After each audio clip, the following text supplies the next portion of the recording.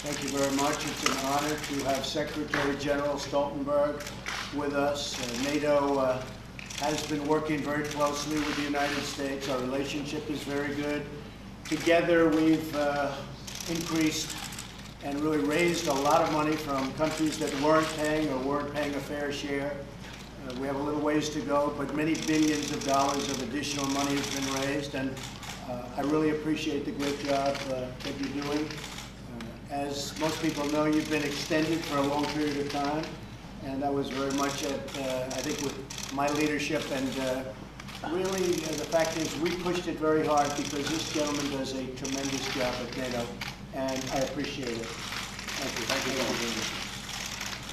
Thank you so much, Mr. President, for hosting me and my delegation once again here at the White House, and let me thank you for the leadership you show on the issue of defense spending, because it is very important that we all contribute more to our shared security, and it is really having an impact because, as you said, allies are now spending more on defense. All allies are increasing their defense budgets, and you give me credit for that?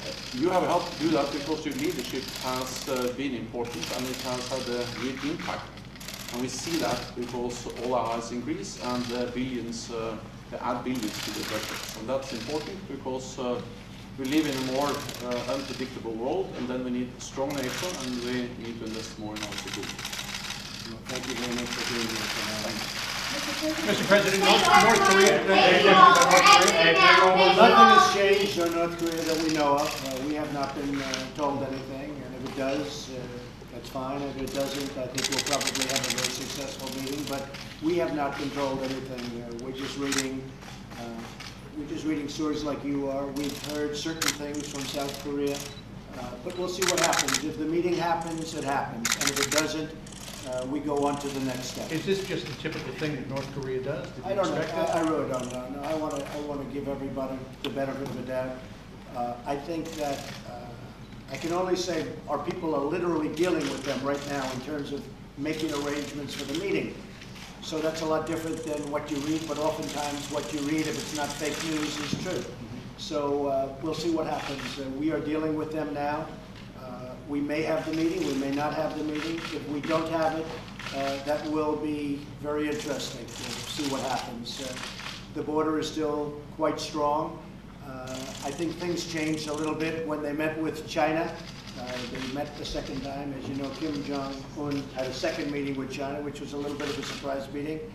And we have many of the Chinese here today, as you know, big delegations negotiating trade, because the United States has been ripped off for many, many years by its bad trade deals. I don't blame China. I blame our leadership of this country from the past. We have been ripped off by China.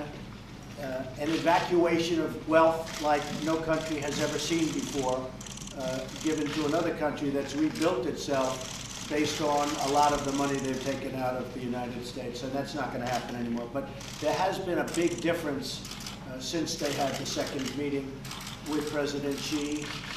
With that being said, my attitude is whatever happens, happens. Either way, we're going to be in great shape. Would you consider a personal outreach to keep? Would you consider a personal outreach to Kim to get him moving toward, keep him moving no, toward we'll see what happens. Look, you have to want to do it. With deals, that's what I do. With deals, and with deals, you have to have two parties that want to do it. He absolutely wanted to do it. Perhaps he doesn't want to do it. Perhaps they spoke with China. That could be right. President Xi, a friend of mine, great guy, but he's for China and I'm for the United States, and that's the way it is, and I suspect it's never going to change. But I will say this, we are continuing to negotiate in terms of location. The location is to where to meet, how to meet, rooms, everything else, and they've been negotiating like nothing happened. But if you read the newspapers, maybe it won't happen. I can't tell you yet. I will tell you very shortly. We're going to know very soon. Steve? Sir, what are you going to tell the Chinese trade officials today during this trade talk? Well, I've been telling China that we are,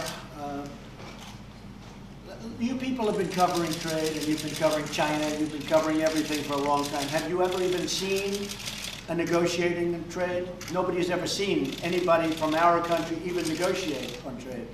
Trade with China and with other countries. I'm not just blaming China. China's the biggest. but trade has been a total one-way street. Right outside of this nation, you take money out like it's by the bucket loads into other, whether it's the European Union, which you know so well, whether it's Japan or South Korea, or I could name almost every single country in the world. We had nobody representing us. And now you have somebody that's very good at this stuff, me, representing us. And China has taken out hundreds of billions of dollars a year from the United States. And I explained to President Xi, we can't do that anymore. We just can't do that anymore. It's a much different situation. But with all the years and all the years that you've covered, trade and nations and wars and everything else, you've never seen people come over from China to work on a trade deal. Now, will that be successful? I tend to doubt it. The reason I doubt it is because China's become very spoiled. The European Union has become very spoiled. Other countries have become very spoiled because they always got 100% of whatever they wanted from the United States. But we can't allow that to happen anymore. We're an incredible country. We have incredible potential. The potential we have is incredible.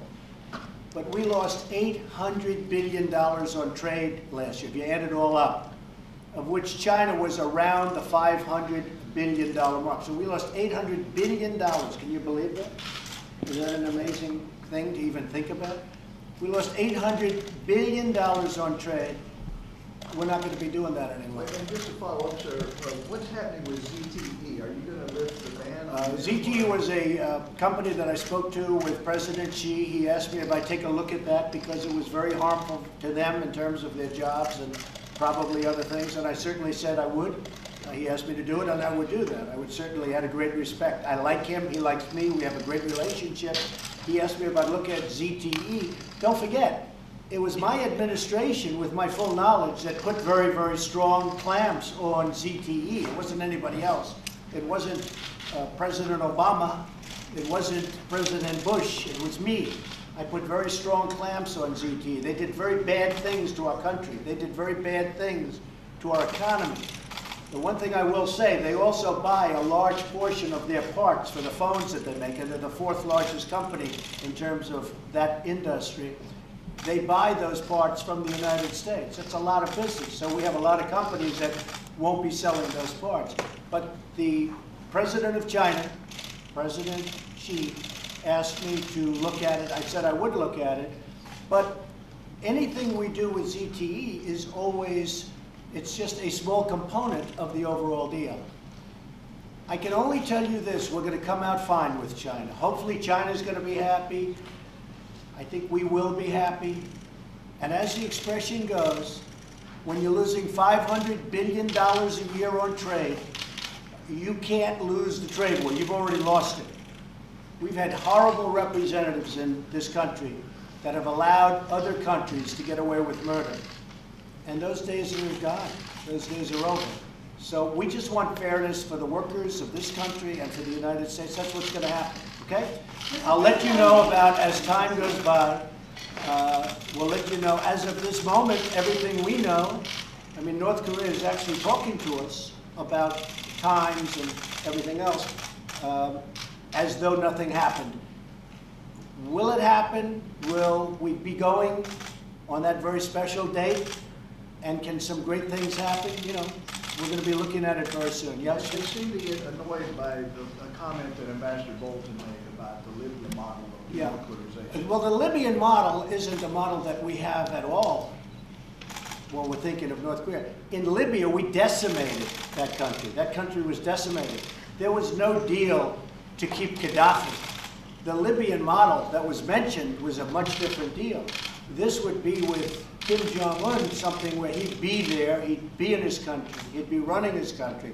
His country would be very rich. His people are tremendously industrious. If you look at South Korea, this would be really a South Korean model in terms of their industry, in terms of what they do. They're hardworking, incredible people. But the Libyan model was a much different model. We decimated that country. We never said to Gaddafi, oh, we're going to give you protection. We're going to give you military strength. We're going to give you all of these things. We went in and decimated him. And we did the same thing with Iraq. Now, whether or not we should have, I could tell you I was against it from the beginning, because look what we have right now. We've spent $7 trillion. Can you believe that? $7 trillion in the Middle East. Right out the window. You might as well throw the money right out the window. And we've done a lot of infrastructure. We just had airports approved. You saw that. A lot of things are happening. But we spent $7 trillion in the Middle East. And look where we are right now. It's pretty sad. But the model, if you look at that model with Gaddafi, that was a total decimation. We went in there to beat him. Now, that model would take place if we don't make a deal, most likely. But if we make a deal, I think Kim Jong-un is going to be very, very happy. I really believe he's going to be very happy. But this is just the opposite. And I think when John Bolton made that statement, he was talking about if we're going to be having a problem, because we cannot let that country have nukes. We just can't do it. So that's the way it went. Mr. President, If you look at, again, you look at Syria, that was a total decimation. Yes, Jim? what security guarantees are you willing to Well, give I'm willing to North Korea do, in terms we're of willing to keeping do a the lot, region? and he's willing to, I think, do a lot also. And I think we'll actually have a good relationship, assuming we have the meeting and assuming something comes of it. And he'll get protections that will be very strong. Syria had never had protections. If you look at Syria, or if you look anywhere around the Middle East, you look at Iraq, you look at Libya. With Libya, certainly they didn't have protection. They had the exact opposite. Reduced troop That was absolute decimation, and that's what we planned to do, and that's what we did. Reduced U.S. troop levels a possibility in South Korea? Well, I'm not going to talk about that. We're going to say that he will have very adequate protection, and we'll see how it all turns out. I think the best thing he could ever do is to make a deal. I have a feeling, however, that for various reasons, maybe including trade, because they've never had this problem before, China has never had this problem with us, it could very well be that he's influencing Kim Jong-un. We'll see what happens. Meaning the president of China, President Xi, could be influencing Kim Jong-un. But we'll see. That's just, look, if you remember, a few weeks ago, all of a sudden out of nowhere, Kim Jong-un went to China to say hello again, a second time, to President Xi. I think they were dedicating an aircraft carrier paid for largely by the United States. Thank you very much, everybody. All right.